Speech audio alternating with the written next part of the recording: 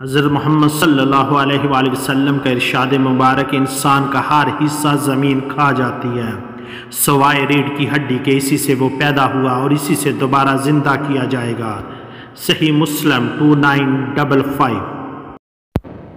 حضرت محمد صلی اللہ علیہ وآلہ وسلم said every part of man is devoured by the earth except the spinal cord from which he was born and from which he will be resurrected۔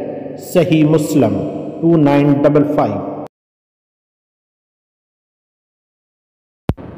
حدیث مبارکہ، آپ صلی اللہ علیہ وآلہ وسلم کو جب کوئی مشکل پیش آتی تو آپ صلی اللہ علیہ وآلہ وسلم فوراً نماز کی طرف متوجہ ہو جاتے ہیں۔ ابو داؤد حدیث نمبر 1319۔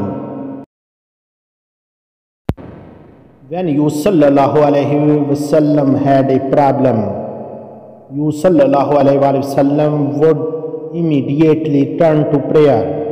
ابو داؤد حدیث 1319۔ حضرت ابو ہریرہ رضی اللہ تعالیٰ عنہ سے روایت ہے کہ رسول کریم صلی اللہ علیہ وآلہ وسلم نے ارشاد فرمایا، سفر کے مہینے کو منحوس سمجھنا توہم پرستی ہے جس کی کوئی حقیقت نہیں۔ صحیح بخاری 5757۔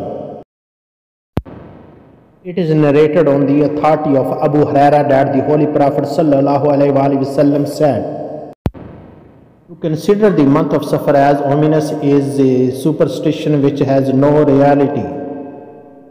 صحیح بخاری 5757۔ اللہ اور اللہ کے رسول سے بہتر کس کی بات ہو سکتی ہے؟ اللہ تعالیٰ اس کو خوش و خرم رکھے جو حدیث سن کر اس کو آگے بیان کرے۔